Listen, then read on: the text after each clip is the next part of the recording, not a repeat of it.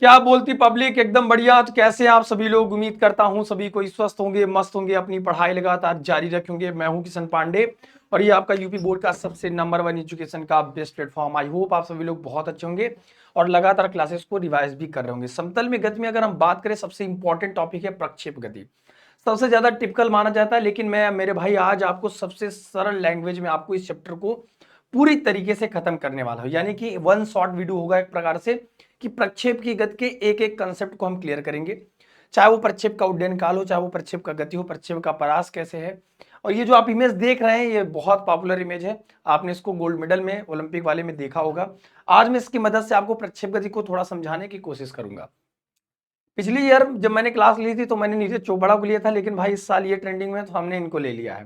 चलिए बात करते हैं कि प्रक्षेप गति क्या होता है, और यहां से शुरुआत करेंगे, क्योंकि आपको लगातार वेट था सर कि इस चैप्टर में बहुत प्रॉब्लम आती है, क्योंकि इस चैप्टर से बहुत ज्यादा कंसेप्ट भी पूछा जाता है आपके एग्जामिनेशन में, और न्यूमेरिकल भी पूछा जाता है। ये इंपॉर्टेंट है आपके लिए, 11th के लिए भी, 12th के लिए भी अगर हम देखें।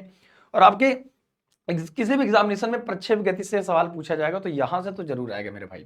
तो जल्दी जल्दी सभी लोग जुड़ जाएंगे, यहां से शुरुआत करेंगे। तो वीडियो को आखिरी तक जरूर देखना, कहीं अगर समस्या आपकी इसमें है तो। ठीक है, यहां से शुरुआत करेंगे हम लोग, और यहां से हम इस चीज को एक एक कंसेप्ट को क्लियर करेंगे। चलिए सबसे पहले बात करते हैं कि प्रक्षेप गति क्या होता है, यानी कि प्रोजेक्टाइल मोशन क्या होता है। याद रखिए, जब भी हम किसी भी गेंद को या फिर किसी भी वस्तु को, चाहे आपको चाहे हमको, किसी भी चीज को उठाकर ऊर्ध्वाधर फेंक के, ऊर्ध्वाधर ना फेंके, यानी कि जैसे हम बॉल को फेंकते हैं ऐसे ना फेंके, और क्षैतिज ना फेंके, यानी कि सीधे जैसे जमीन में हम डंगला देते किसी चीज को। ये दोनों चीज को छोड़ के किसी अन्य कोण पर अगर किसी चीज को फेंका जाता है, तो उसकी जो कोण बनती है वो प्रक्षेप गति कहलाती है। जो उसकी गति होती है बॉल की, वस्तु की, उसे हम प्रक्षेप गति कहते हैं। जैसे देख लीजिए, अगर आपको भाला, सबसे आपको भी गोल्ड मेडल लाना है तो आपको प्रक्षेप गति थोड़ा समझना पड़ेगा, क्योंकि इनको तो नहीं आता होगा उतनी फिजिक्स, लेकिन मेरे भाई मैं आपकी जानकारी के लिए बता दूं, आता है। ये वही आदमी है जो बेंगलोर में एक साइड इंस्पेक्टर है टैक्स डिपार्टमेंट में, समझ गए? तो इसको तो आता है। तो फिजिक्स आती है तो आप गोल्ड मेडल तो ला सकते हैं। अगर आप शरीर से थोड़े कमजोर भी हैं, चाहे जैसे, लेकिन फिजिक्स सही आती है तो मेरे भाई आपको गोल्ड मेडल मिलना तय है। तो कैसे मिलेगा? क्योंकि अगर आपने आपने सही एंगल पे किसी वस्तु को फेंका, तो फिजिक्स ये कहता है कि अगर किसी भी चीज को 45 डिग्री पे फेंकी जाए तो वस्तु सबसे दूर जाके गिरेगी। बस कोण सही होना चाहिए, बस उसी कोण की प्रैक्टिस कराते हैं, बस उसी कोण की प्रैक्टिस कराते हैं। ठीक है, चलिए बात करते हैं कि 45 डिग्री ही क्यों। तो हम इस क्लास में इस चीज को भी खत्म करेंगे, इस चीज को भी समझेंगे कि आखिर 45 डिग्री कैसे, हाउ इज दैट पॉसिबल। तो मेरे भाई सबसे पहले प्रक्षेप गति होता है प्रोजेक्टाइल मोशन। इसको कहते हैं मेरे भाई प्रोजेक्टाइल मोशन। क्या कहते हैं इसको? Projectile motion.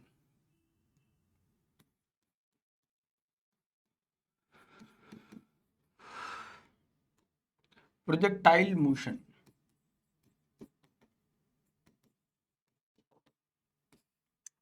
जब किसी वस्तु को, पिंड को पृथ्वी के गुरुत्वीय क्षेत्र में किसी प्रारंभिक वेग से ऊर्ध्वाधर से भिन्न, यानी कि ऐसे ना फेंक के किसी अन्य कोण पर फेंका जाता है, तो उसका जो पथ बनता है उसका, उसे हम कहते हैं प्रक्षेप का पथ। यानी कि जैसे हम किसी भी चीज को, जैसे हमने भाला को फेंका तो भाला जाके ऐसे गिरेगी, किसी बॉल को आप लात मारेंगे तो ऐसे जाके गिरती है, किसी चीज को ऐसे उठा के फेंकेंगे तो ऐसे जाके गिरेगी। नॉर्मल बात है। तो इसका ये जो पथ बना, इसको कहते हैं प्रक्षेप का पथ। क्या कहते हैं? प्रक्षेप का पथ कहते हैं। और इसकी बॉल की जो गति होगी उसे हम कहते हैं प्रक्षेप गति कहते हैं, प्रोजेक्टाइल मोशन कहते हैं।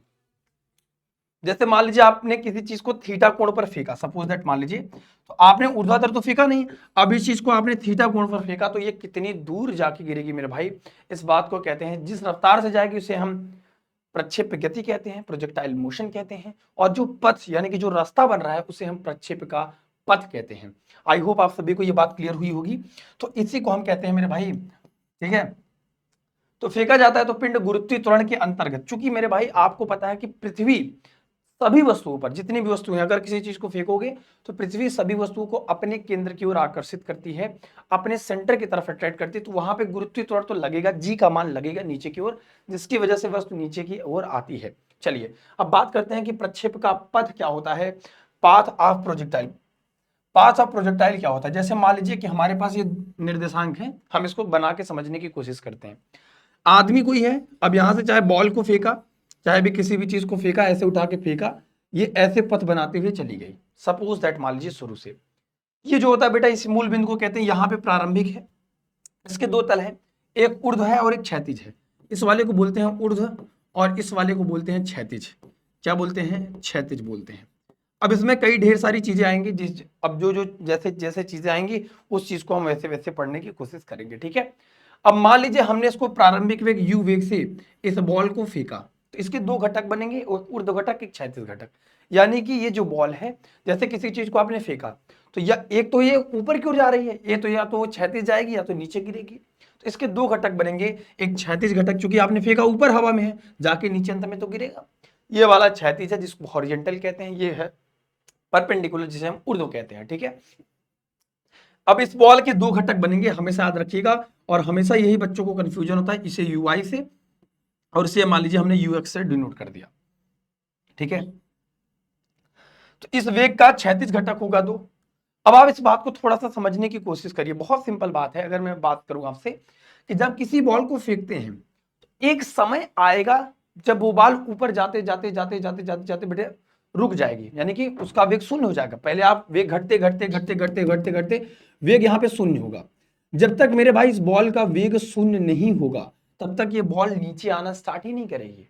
जैसे हमने ये इसको फेंका, अब जब इसका वेग घटते घटते शून्य जहां से वहीं से तो नीचे आएगी। हमने इस चीज को फेंका, अब जहां पे ये शून्य हुआ वहीं से नीचे वापस आना स्टार्ट कर दी। यानी कि पहले वेग क्या होता है? घटता है, यहां से यहां तक वेग घटेगा और जहां तक जाएगी ये इसकी अधिकतम ऊंचाई होगी। यहां से ये जो ऊंचाई कहलाएगी ये आपकी अधिकतम ऊंचाई कहलाएगी, ठीक है भैया, ये आपकी अधिकतम ऊंचाई कहलाएगी। और उस ऊंचाई के बाद क्या होगा? ये वेग फिर से धीरे धीरे धीरे धीरे बढ़ना स्टार्ट होगा। यहां पे पहुंचते बाद ये वेग वापस से यहां पे शून्य हो जाएगी और बॉल यहां पे गिरेगी। अब इस बात को हम कैसे डिसाइड करेंगे कि कहां पे बल शून्य होगा, कहां पे बल अधिकतम होगा, कहां पे बल न्यूनतम होगा, कहां पे बल शून्य होगा? हम इस बात को समझने की थोड़ी सी कोशिश करेंगे, बहुत ही थोड़ी सी, नाकामयाब कोशिश। जैसे इस बात को समझिए, हमने किसी चीज को फेंका तो यहाँ पे प्रारंभिक वेग तो भैया चलिए हमने प्रारंभिक वेग दिया u वेग से फेंका। अब इसके दो घटक बने, ध्यान से समझिए कि ux बना एक ui बना। इस कंसेप्ट को जितना ज्यादा क्लियर करोगे आने वाले टॉपिक उतने ही सरल हो जाएंगे। इसमें उतना भी खास टॉपिक नहीं है, बस समझने की थोड़ी सी जरूरत है मेरे हिसाब से आपको। आप क्लास 11th में अगर आपको लगता है ना कि फिजिक्स जैसा टफ सब्जेक्ट है, कुछ नहीं है मेरे भाई, बहुत सिंपल है। बस यहाँ से थोड़ी सी साथ मेरे साथ पढ़ लो और फिर देखो क्या मजा पाते हो तुम, ठीक है। चलिए अब प्रक्षेप के पथ का समीकरण निकालते हैं आराम से, ठीक है। यहाँ पे वेग के दो घटक बन रहे हैं, यहाँ पे चित्र में देखेंगे तो वेग के दो घटक बनेंगे। हम लिखेंगे अतः वेग का क्षैतिज घटक, हमारा वेग का क्या बन रहा है? दो घटक बन रहे हैं। वेग u का क्षैतिज घटक, वेग u का क्षैतिज घटक, क्षैतिज घटक u बराबर क्या हो जाएगा? क्षैतिज घटक ux cos थीटा। चलिए cos थीटा क्यों लेते हैं, sin थीटा क्यों लेते हैं, इसके बारे में हम चर्चा करेंगे। इसके दो कोण बनते हैं, हमेशा क्षैतिज के साथ cos थीटा लेते हैं, यानी कि ux cos थीटा होगा, और ऊर्ध्व के साथ क्या लेते हैं? sin theta, u sin theta, uy sin theta लेते हैं। अभी आपके दिमाग में क्लियर हो जाएगा कि क्यों हम cos थीटा लेते हैं, क्यों sin थीटा लेते हैं, हमेशा के लिए। ध्यान से समझिए इस बात को। जब भी हम किसी चीज को थीटा कोण पर फेंके हैं, अब ये डिसाइड नहीं है कितने कोण पर फेंके हैं, अभी हम सारी चर्चा करेंगे। हमने कहा इसको थीटा कोण पर हमने फेंका तो इसके दो घटक बनेंगे, एक क्षैतिज घटक बनेगा, ऊर्ध्व घटक बनेगा। जब हमने किसी बॉल को, किसी भी वस्तु को u वेग से थोड़ी से वेग, थोड़ा सा रफ्तार देकर थोड़ी ताकत लगा के फेंक दी किसी चीज को, जैसे बॉल वॉल फेंकते हैं नॉर्मल हम लोग, उसके दो घटक बनेंगे, इसके साथ cos थीटा, ये sin थीटा हो गया, ठीक है। अब ये अगर थीटा कोण पर है तो ये मेरे भाई sin theta cos tan theta हो जाएगा, ठीक है। अब बात करते हैं प्रक्षेप गति में tan थीटा भी आएगा तो आपको क्लियर हो जाएगा sin हमने क्यों लिया, cos क्यों लिया, है ना। चलिए इसी प्रकार लिखेंगे, इसी प्रकार वेग u का ऊर्ध्व घटक, इसी प्रकार वेग u का ऊर्ध्व घटक कंपोनेंट, ठीक है, u बराबर uy साइन में थीटा। इसको इक्वेशन हमने सेकंड मान लिया, सपोज दैट मान लिया, ठीक है। अच्छा, नॉर्मल बात है कि अगर आप किसी बॉल को फेंकेंगे, है ना, बहुत सिंपल बात है, पहले इसका वेग घटते घटते यहाँ पे शून्य होगा, तभी तो बॉल नीचे आना स्टार्ट करेगी, वरना क्यों होगी। तो यहां से जब आप फेंकेंगे, किसी बॉल को फेंकते हैं तो कुछ दूरी तय करती है, वो दूरी कहां से लेते हैं? यहां से लेके यहां तक लेते हैं। जैसे आपने फेंका तो आप दूरी कहां से नापेंगे, जमीन से ही तो नापेंगे। हमने माना कि ये बॉल यहां से यहां तक की x दूरी यहां से यहां तक तय करी, ठीक है। अच्छा, अब इस बॉल को यहां से यहां तक पहुंचने में समय तो लगेगा, बहुत सिंपल बात है, टाइम तो लगेगा। अब इस बॉल को यहां तक पहुंचने में समय लगेगा, तुरंत तो पहुंच नहीं जाएगा, थोड़ा सा टाइम लगे, चाहे 2 सेकंड का लगे चाहे 5 सेकंड का लगे, है ना। लिखेंगे एक्स अक्ष की दिशा में, एक्स अक्ष की दिशा में वस्तु को एक्स दूरी तय करने में लगा समय,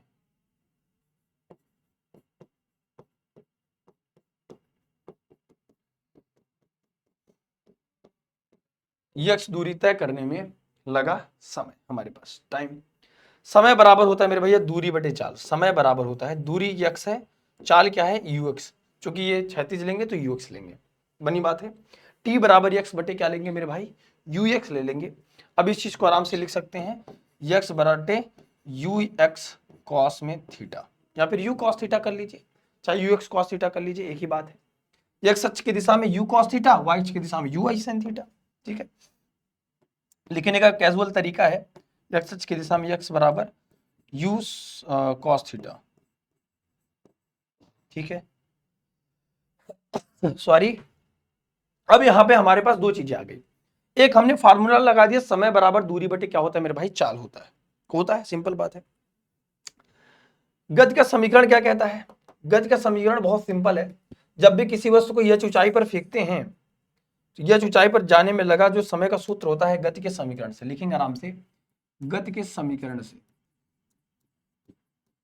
गति के समीकरण से, गति का समीकरण कहता है एच बराबर यू टी प्लस हाफ, अगर गुरुत्वीय त्वरण होना जीटी का स्क्वायर होगा, और यहाँ पे जो प्लस हाफ है वहां पे क्या लिखेंगे माइनस, अगर कोई वस्तु गुरुत्व के दिशा में हो रहा है।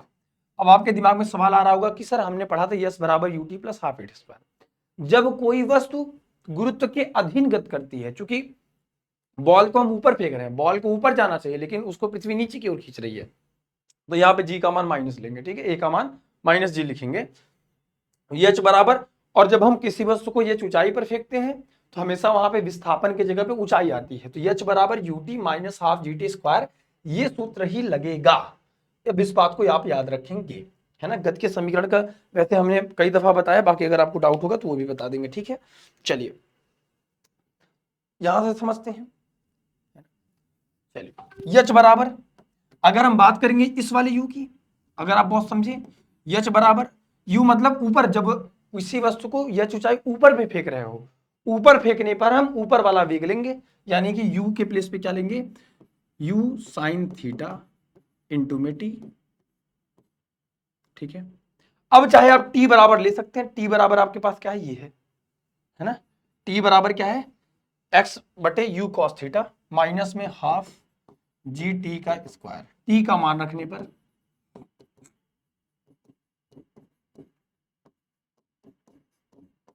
ठीक है, टी का मान रखने पर एच बराबर हमारे पास आ जाएगा you sine theta into T बराबर क्या हो जाएगा, एक्स बटे cos theta minus half g x बटे कॉस थीटा का होल स्क्वायर।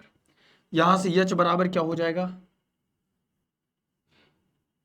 यू से यू खत्म हो गया, साइन बटे कॉस टेन हो गया, एक्स इंटू में टेन थीटा, एच बराबर हो जाएगा एक्स इंटू में टेन थीटा, ध्यान से समझिए, माइनस में हाफ जी एक्स स्क्वायर बटे कॉस स्क्वायर थीटा। बताए सभी को क्लियर है क्या इतनी बात, ठीक है, क्लियर है बेटा बात। कॉस स्क्वायर थीटा, अच्छा यू था, यहाँ पे यू था तो यू ले लेंगे, यू ये हो जाएगा यू का स्क्वायर, ये था यू बेटा, हाफ टी के प्लेस पे क्या था यक्स बटे यू कॉस थीटा का होल स्क्वायर, यही तो था। अब इसका स्क्वायर करेंगे, ध्यान से देखो, एक्स स्क्वायर बटे you square cos square theta, हमारे पास जो फार्मूला आ गया, जी हमारे पास रही है, जी जी को क्यों बोल रहे हो, एच बराबर x tan theta minus half g x square बटे two u square cos square theta, यही प्रक्षेप की गति का समीकरण है। यानी कि अगर किसी वस्तु को यच ऊंचाई ऊपर फेंकी जाती है तो प्रक्षेप्य गति का जो पथ होता है वो परवलयाकार आता है, हाइपरबोलिक आता है, हमेशा याद रखिएगा।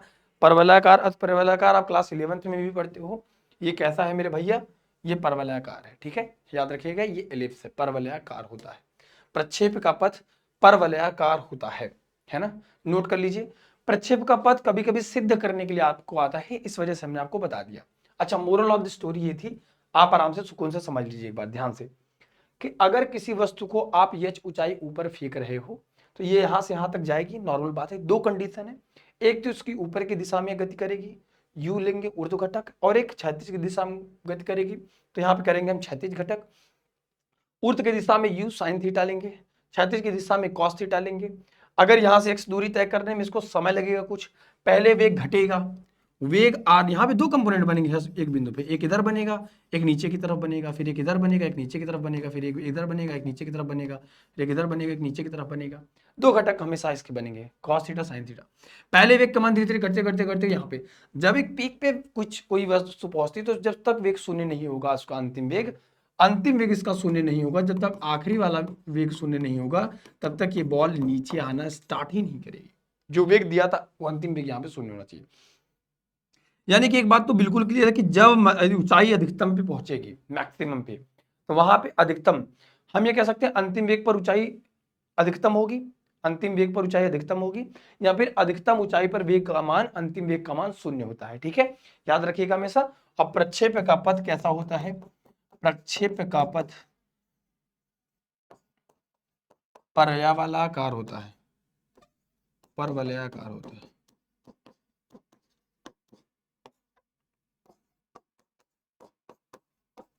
चलिए इसका स्क्रीनशॉट ले लीजिए, समझ लीजिए, फिर हम इसके आगे थोड़ा सा कंटिन्यू करते हैं। जैसे मान लीजिए अब इसमें कई ढेर सारे कंडीशन आते हैं, प्रक्षेप का उड्डयन काल, time of flight of projectile path, है ना, फ्लाइट टाइम से कहते हैं, टाइम ऑफ फ्लाइट, फ्लाइट का मतलब उड़ने में जो लगा समय, जैसे हम लोग फ्लाइट पकड़ते हैं। उड्डयन काल, आप ये समझिए जब किसी गेंद को प्रक्षेपित करने, प्रक्षेपित का मतलब होता है किसी चीज को फेंकना, प्रक्षेप करना, फेंकना, छोड़ना, है ना। अब हम किसी गेंद की बात करें, सपोज दैट, समझिए हमारे पास कोई एक आदमी है जिसने बॉल को फेंका, है ना, ये बॉल ऐसे जाके इधर गिरी, ध्यान से समझिए सुकून से, कह रहा प्रक्षेपित करने पे उसके वापस पृथ्वी तक लौट के आने के बीच में लगा समय को, आप ये समझिए कि यहाँ पे क्या है मेरे भैया, एच मैक्स है, अधिकतम ऊंचाई है ना, ये क्या है, अधिकतम ऊंचाई एच मैक्स है। यहां से यहां तक इसे बेटा बोलते हैं, यहां से यहां तक जिसको हम दूरी बोलते हैं उसी को हम कहते हैं इसमें परास, क्षैतिज परास, रेंज का मतलब, कहते हैं ना भैया कितनी रेंज में जाके गिरेगा, रेंज कितनी है उसकी, रेंज का मतलब जो दूरी है, किसी चीज को फेंकोगे तो यहां से जहां पे बॉल गिरेगी वहां तक दूरी, है ना, उसी को क्षैतिज परास कहते हैं, चाहे हम क्षैतिज दूरी कह लो, क्षैतिज दूरी को ही परास का नाम दिया गया है, एक ही बात है, जैसे हमने इसको ऊंचाई दिया है। अब इस गेंद को कह रहा है मेरे भाई, अच्छा जितना समय यहां से यहां तक पहुंचने में लगेगा, समय बराबर दूरी बटे चाल से अभी हमने प्रक्षेप गति में भी निकाला, टी बराबर एक्स बटे, है ना, यू कॉस थीटा। अब इसके दो घटक बनेंगे हमेशा, है ना, एक यू कॉस थीटा और एक यू साइन थीटा, है ना। अब कह रहा है इस गेंद को समय कितना लगेगा, जितना इस गेंद को यहां से यहां तक पहुंचने में समय लगेगा उतना समय यहां से यहां तक लगेगा, बात को समझिए, जितना समय लगेगा गेंद को यहां तक पहुंचने में उतना समय लगेगा नीचे पहुंचने में। अभी साबित करते हैं, आ जाओ। कह रहा गेंद को प्रक्षेपित करने तथा उसको वापस पृथ्वी पर लौट के आने के बीच के लगे समय को, प्रक्षेपित करने में और वापस लौटने के समय को हम कहते हैं क्या, उड्डयन काल, टाइम ऑफ फ्लाइट। मतलब वह कोई भी वस्तु जब तक हवा में रहती तब तक कितना समय लगता है, ये पूछ रहा हमसे। अब नीचे गिर गई तो नहीं समझ लेना है, नीचे तो कब का पड़ा था, जब तक हवा में थी तब तक की बात कर रहा है, ठीक है, ओके। चलिए यहां से नोट करते हैं, चलिए ठीक है, लिखेंगे अतः गति के प्रथम समीकरण से,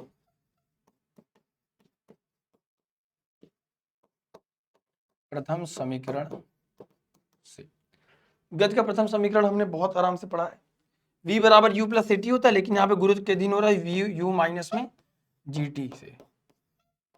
ध्यान से देखिए, देखिए एक बात तो बहुत क्लियर है, बहुत क्लियर है कि अंतिम वेग शून्य होगा, क्योंकि जब गेंद पहुंची क्या हवा में, इस वेग को तो कैलकुलेट करना ही बेकार है, क्योंकि हमने बार बार हम इसी बात पे जोर देने की कोशिश कर रहे हैं, जो अंतिम वेग होगा हमारा वो शून्य होगा। अंतिम वेग इसमें जब शून्य हो जाएगा, हमारे पास ये बचा क्या, यहाँ वाला शून्य हो गया, फिर बचा वाला यू वाला तो बचेगा। चलो ठीक है, तो अब आप मुझे बताएंगे इस u के प्लेस में हम क्या ले, क्षैतिज लें कि ऊर्ध्व घटक लें, माइनस में gt।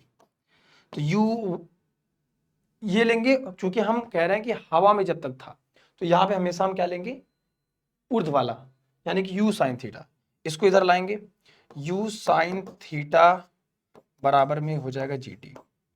ठीक है, t बराबर क्या हो जाएगा मेरे भैया, u साइन थीटा अपॉन में g। यहाँ पे क्लियर है मेरे भैया, u बराबर क्या हो जाएगा, t बराबर u साइन थीटा अपॉन में g। लेकिन ये फार्मूला तब के लिए है जब वस्तु यहां से यहां तक पहुंची है, तभी तक के लिए है। यहां तक अभी समय लगा इसको यहां से यहां तक पहुंचने में, तब हमने निकाला t बराबर u साइन थीटा अपॉन में g। अतः लगा कुल समय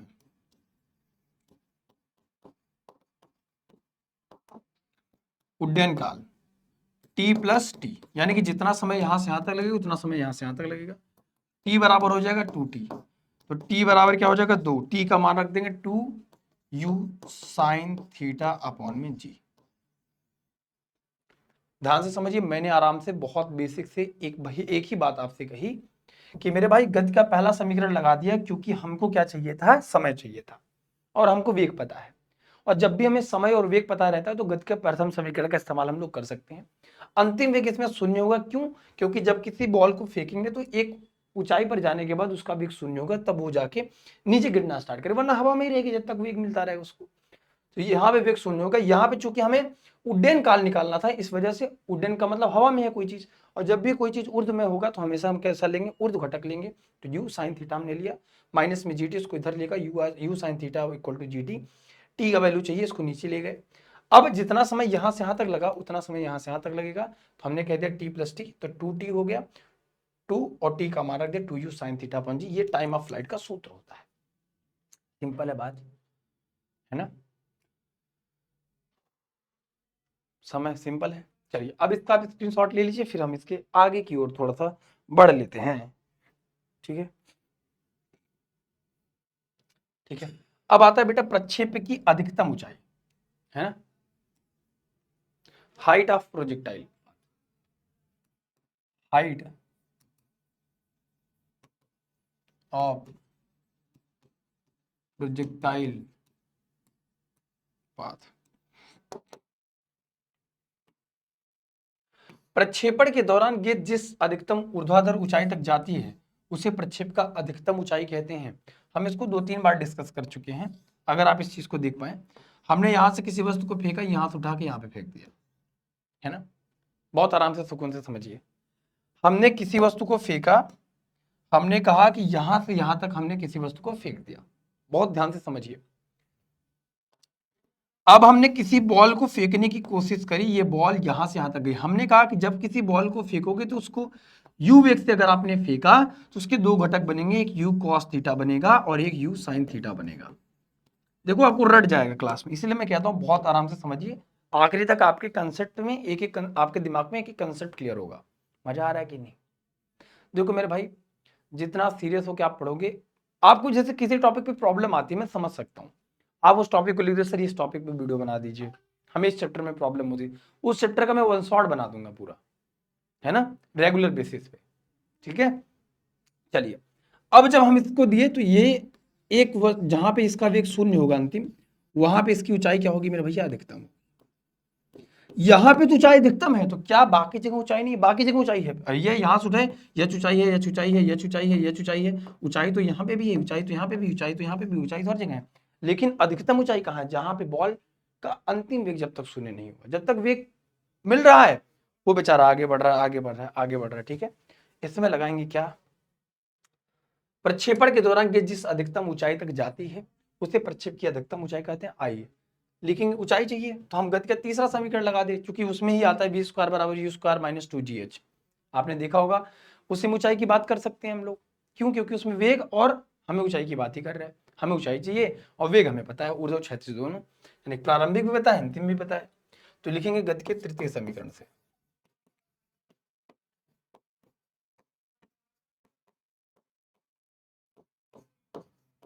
गति के तृतीय समीकरण से। गति का तीसरा समीकरण ये कहता है, सपोज दैट मान लीजिए कि v स्क्वायर बराबर फार्मूला होता है u स्क्वायर माइनस में 2gh। ध्यान से समझिए, है ना। अच्छा, अब मेरी बात को जरा ध्यान से समझिए। हमें चाहिए ऊंचाई अधिकतम, है ना, हमें चाहिए ऊंचाई अधिकतम। ऊंचाई अधिकतम पे अंतिम वेग 0 है। अधिकतम ऊंचाई पर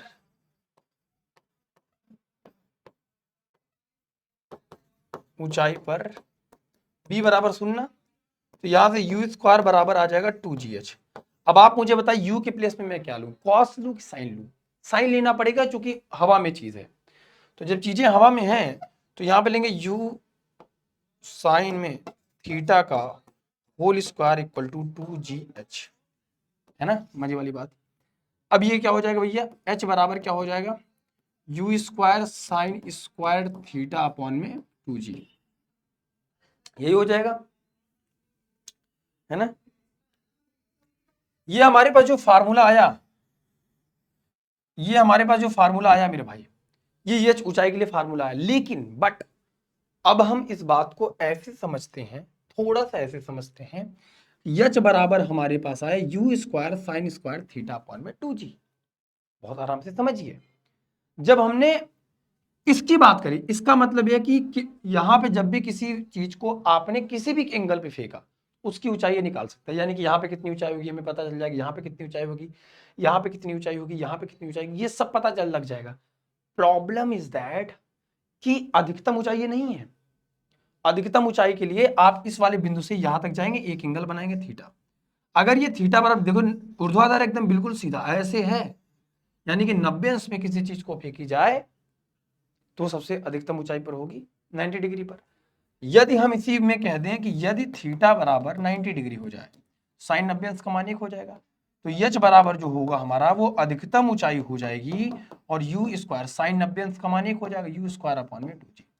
अधिकतम ऊंचाई का तो ये सूत्र हुआ। लेकिन क्या ये सूत्र सही नहीं है? लेकिन ये अगर हम किसी चीज को थीटा कोण पर फेंक देते हैं तो उसके किसी भी बिंदु की अगर हम बात करते हैं, किसी भी सर्टेन पॉइंट की बात करते हैं, उस पर हम क्या कहते हैं, किसी बिंदु पर ऊंचाई उसकी क्या हो, फेंके, यहाँ पे ऊंचाई क्या है, यहाँ पे ऊंचाई क्या है, उसके प्रत्येक बिंदु पर ऊंचाई निकालने के लिए ये फार्मूला है। अधिकतम के लिए ये फार्मूला है। अब आराम से इसका स्क्रीनशॉट ले सकते हैं। ये है मेरे भाई कि अगर किसी चीज को थीटा कोण पर प्रक्षेपित की जाती है तो उस प्रक्षेप की ऊंचाई क्या होगी, और हमने निकाल लिया उसकी क्या होगी, समय क्या होगी, समय क्या लगेगा। अब एक चीज बता कि अगर हमें बहुत दूर किसी चीज को फेंकना हो तो कहाँ फेंकेंगे, वेयर, बहुत दूर हमें फेंकना, जो आपने सर कहा कि 45 डिग्री घुमा के फेंके। तो अब हमें बचा है बेटा ये यक्ष दूरी, जिसको हम कहते हैं क्षैतिज परास। अब हमारे पास बचा है परास या क्षैतिज दूरी। तो अब इसका स्क्रीनशॉट ले लीजिए आप। अब हम चलते हैं थोड़ा सा आगे। अब हमारे पास है क्षैतिज परास, है ना। क्षैतिज परास को ही हम क्षैतिज दूरी भी कहते हैं। इसी को कहते हैं बेटा वर्टिकल रेंज,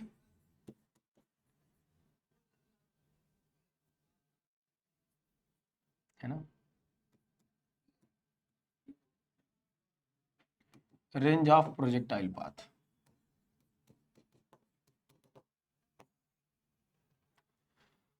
तो मेरा सनम हुआ रे।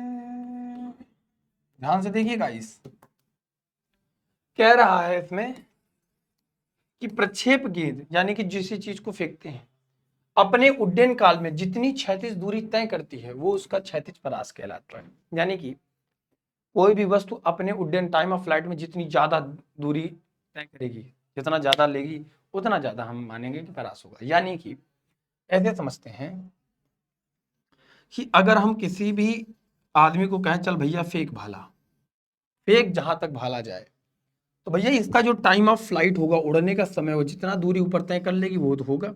हमें यही है क्षैतिज दूरी, इसी को हम रेंज बोलते हैं, इसी को क्षैतिज दूरी बोलते हैं, इसी को परास बोलते हैं, इसी को क्षैतिज परास बोलते हैं, और यही परास हमें निकालना है।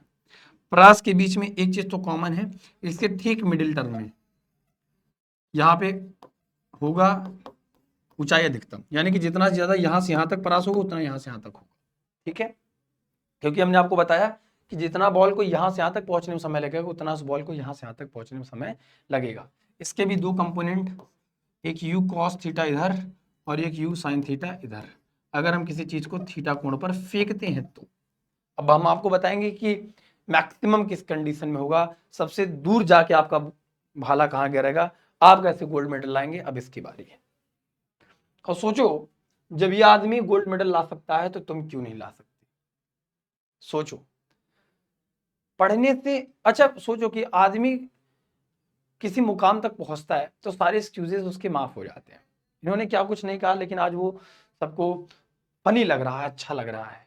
वही कोई और घर ऐसे नॉर्मल कहते घर पे तो घर पे कूट दिए जाते। लेकिन नॉर्मल आप ये समझो कि अगर आपके अंदर प्रतिभा है तो ना आपका किस्मत खराब होगा कभी, है ना। किस्मत खराब भी होगा तब भी आप लड़ जाएंगे किस्मत से भी, और रिसोर्सेज की भी दिक्कत नहीं आती है, किसी चीज की दिक्कत नहीं आती। प्रतिभा है तो वो एक दिन निखर के आएगी। टैलेंट कोई नहीं मार सकता, टैलेंट को कोई रोक नहीं सकता। इस वजह से मेरे भाई ईमानदारी से अगर आप पढ़ रहे हैं और ईमानदार रहिए अपने साथ, लॉयल खुद के साथ रहिए, बाकी के साथ नहीं रहे लेकिन खुद के साथ कम से कम लॉयल आप रहिए कि हाँ अपने से झूठ नहीं बोलिए, और फिर देखिए उसका मजा अलग आएगा, मार्केट में आपको ही देखने को मिलेगा, है ना। तो मैं कह रहा हूं कि अब कितनी दूर तक ये कैसे फेंक लिए ये बात थी। अब आइए इनको फेंकवाते हैं, जितनी दूर तक फेंक सकते हैं उतनी देर तक इनको फेंकवाते हैं। चलिए आ जाइए, तो प्रक्षेप का परास रीडिंग डालेंगे, ठीक है। तो क्षैतिज परास का मतलब होता है क्षैतिज दूरी, अब दूरी बराबर क्या होता है मेरे भैया, दूरी बराबर चाल गुणित समय, यानी कि क्षैतिज वेग जो लगेगा गुणित समय। और यहां पे समय किस चीज का लग रहा है जरा मुझे बताएंगे। स्क्रीन पे देखिए तो आपको दिख रहा होगा, ये वो समय है जो उड़ने में समय लगा, यानी कि ये समय है उड्डयन काल का, ये समय है उड्डयन काल का, ठीक है। क्लियर है बात। चलिए आ जाइए, क्षैतिज परास की सबसे पहले बात कर लेते हैं, हॉरिजॉन्टल रेंज की बात कर लेते हैं। रेंज आर बराबर क्या हो जाएगा भैया, क्षैतिज वेग क्या है, यू एक्स है, यू कॉस थीटा है, इनटू में टाइम ऑफ फ्लाइट यानी कि टी, आर बराबर क्या हो जाएगा, यू कॉस थीटा, और हमने टी की वैल्यू निकाली है मेरे भाई, टी की वैल्यू क्या निकाली थी, 2u साइन थीटा अपॉन में जी, 2u साइन थीटा अपॉन में जी, है ना। u से u का गुणा हो गया, r बराबर आ गया 2u स्क्वायर, तो u के स्क्वायर को बाहर ही निकाल लेते हैं ना, झंझट खत्म, u square 2 sine theta into में कॉस थीटा अपॉन में जी। फार्मूला होता है 2 sine theta into cos theta, sine 2 theta का फार्मूला होता है ना। तो यहां से आ जाएगा r बराबर हो जाएगा u स्क्वायर साइन में 2 थीटा अपॉन में जी। जैसे अधिकतम ऊंचाई निकाले थे, अब बताओ कि साइन ये 2 थीटा है, स्क्वायर नहीं है याद रखना, ये साइन 2 थीटा है। अब ये बताओ कि साइन 2 थीटा का मान 1 कब होगा, तभी मैक्सिमम निकलेगा। तो यदि हम इसी कंडीशन में कहते हैं, यदि थीटा बराबर हम 45 डिग्री रखें, थीटा बराबर 45 डिग्री रखें, तो 45 दूना 90 है, और साइन 90 अंश का मान 1, तो इसकी पूरी वैल्यू 1 हो जाएगी। आर मैक्स होगा, क्षैतिज परास अधिकतम होगा कब, जब हम किसी चीज को यू स्क्वायर अपॉन में जी, यानी कि अगर किसी भी, लिख लेंगे नोट करके पूछा भी जाता है, अगर हम किसी भी वस्तु को 45 डिग्री के कोण पे फेंकते हैं तो उसका परास अधिकतम माना जाएगा। इसमें एक कंडीशन है जो थोड़ा सा स्पेशल है, थोड़ा सा स्पेशल है, जरा समझ लीजिए इस बात को, यहां से समझिए कि अगर मान लीजिए ये भाई साहब थे, अब इनका उदाहरण हमने इसीलिए लिया था ताकि हम आपको यहां समझा पाए कि आपको अधिकतम परास तय करना है, किसी भी चीज को थीटा कोण पर फेंके। स्पेशल केस ये कहता है कि अगर आपको किसी भी चीज को थीटा कोण पर फेंकना है मेरे भाई, बहुत दूर तक फेंकना है, जैसे इनको बहुत दूर तक भाला फेंकना था बेटा, ये प्रैक्टिस होती है कि किसी भी चीज को 45 डिग्री के कोण पे अगर फेंका जाए, 45 डिग्री का एंगल अगर आप बना देंगे तो वस्तु बहुत दूर जाके ही गिरेगी, फिजिक्स में तय है। तोप के गोले वगैरह इसीलिए सेट करे जाते हैं 45 डिग्री पे एंगल पे, ताकि हम अगर बॉर्डर से बहुत भी दूर रहे तो जाके एक्चुअल में जाके गिरे। ठीक है, स्पेशल केस में पहला ये है, जैसे हमने कहा कि आर मैक्स बराबर हमने लिखा कि आर बराबर हमारे पास आया है ना, आर मैक्स आर बराबर आया हमारे पास यू स्क्वायर साइन में 2 थीटा अपॉन में साइन में 2 थीटा अपॉन में जी। अब थीटा बराबर हमारे पास है 45 डिग्री। ठीक है, तो आर मैक्स बराबर हमारे पास क्या आएगा भैया, यू स्क्वायर अपॉन में आर मैक्स बराबर यू स्क्वायर अपॉन में जी। अच्छा, ये बात हो गई। कभी कभी पूछा जाता है किस कोण पर परास आपस में बराबर होंगे, तो याद रखिएगा इसमें दूसरा कंडीशन है, थीटा तथा 90 माइनस थीटा पर परास आपस में बराबर होंगे, आपस में बराबर होंगे, बराबर होंगे कैसे, जैसे मान लीजिए अगर हमने यहाँ पे थीटा बराबर 40 डिग्री, ठीक है, जैसे मान लीजिए हमने कहा थीटा बराबर 45 डिग्री, आप ये सोचिए कि अब 90 माइनस थीटा बराबर होगा तो 90 में 45 होगा, यानी कि 45 और 45 में परास आपस में बराबर होंगे। मान लीजिए हमने कहा कि थीटा बराबर 60 डिग्री, तो 90 माइनस 60 का मतलब क्या है, 90 मतलब 60 में से गया 30 डिग्री। अगर मान लीजिए थीटा बराबर हमने 30 डिग्री कहा, तो यानी कि 90 में से 30 गया तो 60 डिग्री। यानी कि हमेशा याद रखिएगा किसी भी कोण को चाहे अगर हम परास बराबर कर रहे हैं, तो अगर हम थीटा बराबर 30 डिग्री पे फेंक रहे हैं तब भी वही गिरेगा, और 60 डिग्री पे फेंक रहे हैं तब भी हमारा वही गिरेगा बॉल। तो हमेशा याद रखिएगा थीटा और 90 माइनस थीटा में परास आपस में बराबर होंगे, है ना। 45 डिग्री 60 डिग्री फेंकोगे तब भी वही बॉल गिरेगी, और 30 डिग्री फेंकोगे तब भी बॉल वही गिरेगी। हमेशा इस बात को याद रखिएगा, परास आपस में बराबर होते हैं। एक लास्ट कंडीशन इसमें है, थोड़ा समझ लीजिए।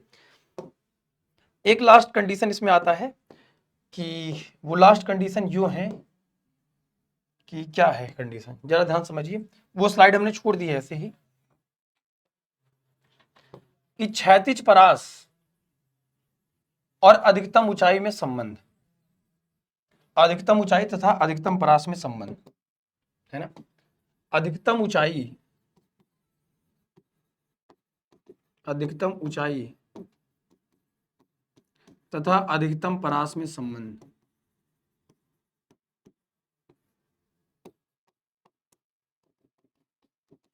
अब आपको रिलेशन ये कभी कभी एग्जामिनेशन में डायरेक्ट हिट कर लिया जाता है। अब अधिकतम आर मैक्स बराबर क्या होता है मेरे भैया, आर मैक्स बराबर अभी हमने लिखा कि यू स्क्वायर अपॉन में होता है जी, ये है। एच मैक्स बराबर होता है यू स्क्वायर अपॉन में 2g। अगर आप देख पाए तो एच मैक्स हमारे पास है ये, एच मैक्स बराबर यू स्क्वायर अपॉन में 2g होता है, और इस कंडीशन में आर मैक्स बराबर क्या है, यू स्क्वायर अपॉन में 2g। दोनों का भाग देंगे तो आप ये तो बहुत अच्छे से देख पा रहे हैं, समीकरण एक भागे समीकरण दो, आर मैक्स बटे एच मैक्स बराबर क्या हो जाएगा हमारे पास, ये यू स्क्वायर अपॉन जो है यू स्क्वायर अपॉन में जी इंटू में ये 2g ऊपर चला जाएगा, नीचे यू स्क्वायर आएगा, ये खत्म हो गया, जी से जी खत्म हो गया। यानी कि जो आर मैक्स होगा वो 2 गुणते एच मैक्स के, चूंकि ये इससे गुणा हो जाएगा, एच मैक्स के बराबर आ जाएगा। यानी कि एच मैक्स बराबर ऐसे कह सकते हैं आर मैक्स बाई 2। और आप आराम से देख सकते हैं कि परास और अधिकतम ऊंचाई में क्या संबंध है।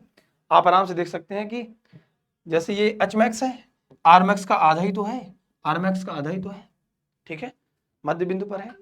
तो बस ये फाइनल था, इसके बाद सिर्फ इस पर न्यूमेरिकल है। अब बस सारे कंसेप्ट इसमें खत्म हो गए। ये प्रोजेक्टाइल मोशन मैंने मात्र 1 घंटे से भी कम समय लिया, 40 मिनट में आपको खत्म कर दिया, और इससे ज्यादा बेसिक आपको नहीं मिलेगा।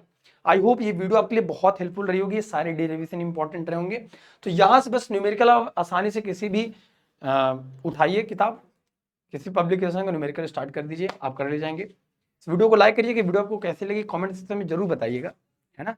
और आपको किस टॉपिक में प्रॉब्लम होती है फिजिक्स में वो बताइएगा, तो उस पर भी हम वीडियो बना देंगे। हमारी आपकी मुलाकात होगी छोटे से ब्रेक के बाद। अपना ध्यान रखिए। थैंक यू सो मच प्यारे बच्चों, love you all, take care, जय हिंद जय भारत।